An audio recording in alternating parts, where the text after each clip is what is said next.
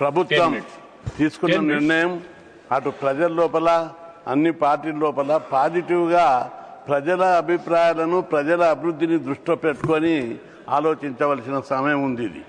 దీన్ని రాజకీయ కోణంలో చూడకుండా ప్రజలందరికీ ఈ ప్లేస్ అమరావతి ఒకప్పుడు ఉమ్మడి రాష్ట్రంలో కూడా విజయవాడ సెకండ్ రాజధాని అనేవాళ్ళు, గుంటూరు రాజకీయ రాజధాని అనేవాళ్ళు.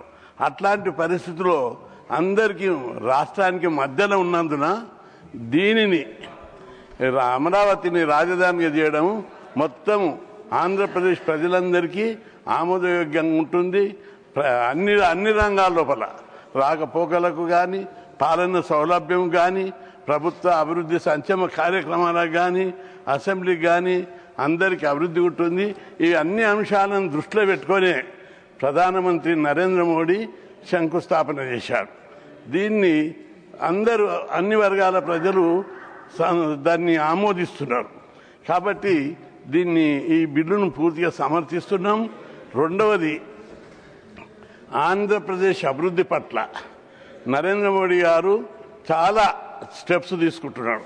ఒకవైపు విశాఖపట్నం ఇప్పటికే 3-4 సార్లు పోయాడు.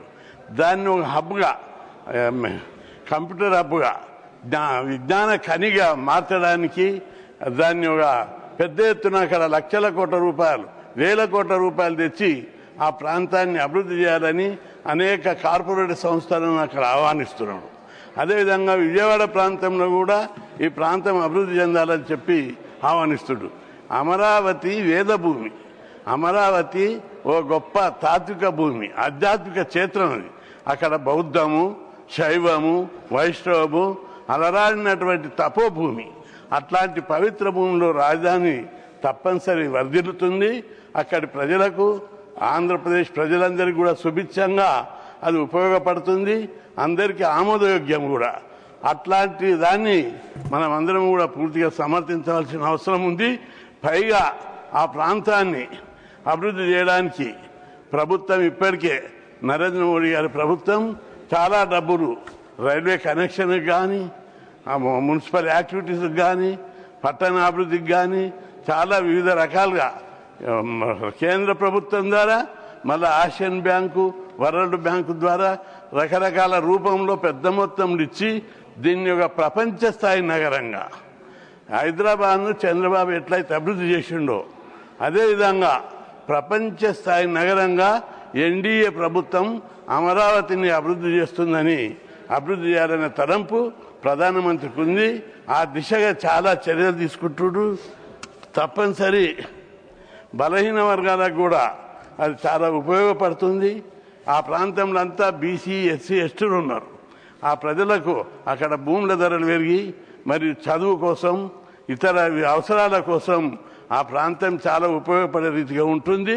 తప్పనిసరిగా ఆ ప్రాంతంలో ఇంకా అభివృద్ధి చేయడానికి ప్రభుత్వం, కేంద్ర ప్రభుత్వం, రాష్ట్ర ప్రభుత్వం డబుల్ ఇంజన్ ప్రభుత్వం కాబట్టి అభివృద్ధి కోసం వాళ్ళు చాలా చర్యలు తీసుకోగలుగుతారని చెప్పి మేము భావిస్తున్నాం. ఇంకా ఆ ప్రాంతం లోపల బడుగు బలహీన వర్గాల రాజధానిగా అది రూపుదిద్దుకుంటుంది అనడం లోపల ఏమాత్రం సందేహం లేదు. ముఖ్యమంత్రి గారు ఇప్పుడు హైదరాబాద్ ఏ విధంగా అయితే టెక్నాలజీ సిటీగా తీర్చిదిద్దారో అమరావతిని కూడా ఆ ప్రాంతం లోపల తీర్చిదిద్దుతారని ప్రజలు ఆశిస్తున్నారు. ప్రత్యేకంగా ఐటీ కంపెనీలు తీసుకురావడం, అక్కడికి అనేక ప్రైవేట్ పెద్ద కార్పొరేట్ సంస్థలను తీసుకొచ్చి అనేక నిరుద్యోగ యువతకు ఉద్యోగ అవకాశాలు కల్పించి ఆ ప్రాంతం యొక్క అభివృద్ధికి రైల్వే కనెక్షన్ను, రోడ్ కనెక్షన్ను ఇంకా అనేక రకాలుగా అభివృద్ధి చేయడానికి సన్నాహాలు చేస్తున్నారు. అది అనుకూలమైనటువంటి స్థలం కాబట్టి దాన్ని రాజకీయాలకు అతీతంగా అందరికీ ఆమోదయోగ్యమైన అనుకూలమైనటువంటి ప్రాంతం. ఆ ప్రాంతం అభివృద్ధి పరిస్తే రాష్ట్రానికి చాలా ఉపయోగపడుతుంది. కాబట్టి దాన్ని పాజిటివ్గా థింకింగ్ చేసి అందరు కూడా అభివృద్ధికి ఎందుకంటే ఆంధ్రప్రదేశ్ విడిపోయినప్పుడు లోటు బడ్జెట్ తోటి పోయింది, అందరికీ సానుభూతి ఉంది. కేంద్ర ప్రభుత్వం కూడా పెద్ద ఎత్తున నిధులు ఇవ్వడానికి చర్యలు తీసుకుంటుంది. మోడీ గారు అనేక సార్లు ఆ ప్రాంత వైజాగ్కు, విజయవాడకు, ఇతర ప్రాంతాల మీద ప్రత్యేక దృష్టి పెట్టారు.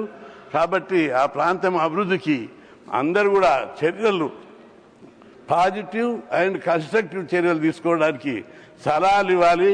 ఆ ప్రాంతం దెబ్బతినకుండా ఇంకా మరింత అభివృద్ధికి ఏ విధంగా అయితే పారిశ్రామిక సంస్థలు తెస్తున్నారో, ఏ విధంగా అయితే దాన్ని హబ్బుగా, పారిశ్రామిక హబ్బుగా, కంప్యూటర్ హబ్బుగా విశాఖపట్నం, విజయవాడ, తిరుపతి అనేక ప్రాంతాలు పవిత్ర క్షేత్రాలు ఉన్నాయి.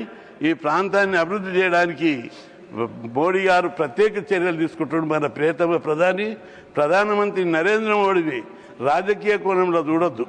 ప్రపంచం లోపల ఆయన విశ్వగురువుగా చూస్తున్నారు. ఆయన సందర్భం కాకపోయినా ఒకసారి నా అభిప్రాయాలు చెప్పాలి. ఆయనను చాలామంది బీసీ, ఓబీసీ అని చెప్పి చేశారు. ప్రపంచం లోపల రాజకీయాల్లో అవినీతిని ప్రక్షాళన చేయాలని, రాజకీయాలలో స్వచ్ఛత కల్పించాలని, ఆయనకు ఇల్లు లేదు, ఊరు లేదు, సంసారం లేదు, ఆస్తి లేదు. ఓ గొప్ప ఆదర్శవంతమైనటువంటి ప్రధాని మన దేశానికి రావడం అదృష్టం. ఆ కోణంలో చూసి అందరం భారతదేశాన్ని అగ్రదేశంగా, అభివృద్ధి చెందే దేశంగా కావడానికి పోరాడాలి తప్ప రాజకీయ కోణం ఇప్పటికే మనకు అగ్రదేశంగా రూపొందడానికి చాలా ఆలస్యమైంది.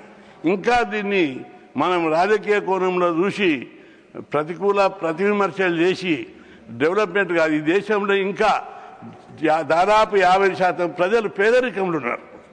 మెయిన్గా ఎస్సీ, ఎస్టీ, బీసీ వర్గాలు చదువుకు, విద్యకు, ఉద్యోగానికి, ఉపాధికి దూరంగా ఉన్నారు. ఒకసారి స్వామి వివేకానందుడే ఆకలి లేని దేశంగా, అజ్ఞానం లేని దేశంగా భారతదేశాన్ని అగ్రదేశంగా రూపుదిద్దాలని కలలు కన్న అనేక మంది మహానుభావులు ఈ దేశంలో పిట్టి పెరిగారు. అట్లాంటి దేశంగా భారతదేశాన్ని ప్రపంచంలోనే గుర్తింపు పొందేటటువంటి విధంగా రూపుదిద్దుకోవడానికి మనం పాటుపడాలి. ఆ దిశగా నరేంద్ర మోడీ ప్రభుత్వం కృషి చేస్తుంది. రాజకీయాల్లో అవినీతి లేని రాజకీయాలుగా తీర్చిదిద్దడానికి అనేక చర్యలు తీసుకుంటుంది. ఇప్పటికే అనేక రాష్ట్రాలకు ముఖ్యమంత్రులు ఇచ్చిన వాళ్ళను క్లీన్ ఇమేజ్, ఎలాంటి మరకలేని వాళ్ళను ముఖ్యమంత్రులుగా పెడుతూ ఎగ్జాంపుల్గా నిలిచారు. రాజకీయంగా కొంత ఎదురు సమస్యలు ఉన్నా, అనేక అవాంతరాలు ఎదురవుతున్నా రాజకీయాలను ప్రక్షాళన చేయాలి అనే దృఢ నిశ్చయంతో ముందుకు సాగుతున్నాడు. కాబట్టి ఆ దిశగా ఆంధ్రప్రదేశ్ మీద కూడా ప్రత్యేక దృష్టి పెడుతున్నాడు. మనం అందరం దాన్ని ఆహ్వానించి రాష్ట్ర అభివృద్ధికి, రాష్ట్రాన్ని సర్వతోముఖ అభివృద్ధికి, అక్కడ యువత చాలామంది చదువుకునే వాళ్ళు ఇప్పుడు దేశంలోని ఏ రాష్ట్రంలో లేని విధంగా 2 తెలుగు రాష్ట్రాల్లో చదువుకునే వారి ఉన్నత విద్యావంతుల సంఖ్య విపరీతంగా పెరిగింది. అనేక పోరాటాలు చేసి అక్కడ హాస్టల్ పెట్టించడం, గురుకులాలు పెట్టించడం, అదేవిధంగా ఫుల్ ఫీజు రియంబర్స్మెంట్ పెట్టించడం. దాని మూలంగా ఓ గుడిసెలు పుట్టినలు కూడా ఉన్నత విద్య చదువుకుంటారు. ఈరోజు 2 తెలుగు రాష్ట్రాలల్లో లేబర్ కూడా దొరుకుతలేరు. రోడ్ లేచే దగ్గర, అపార్ట్మెంట్ కట్టే దగ్గర అనేక చోట్ల లేబర్ దొరుకుతలేరు.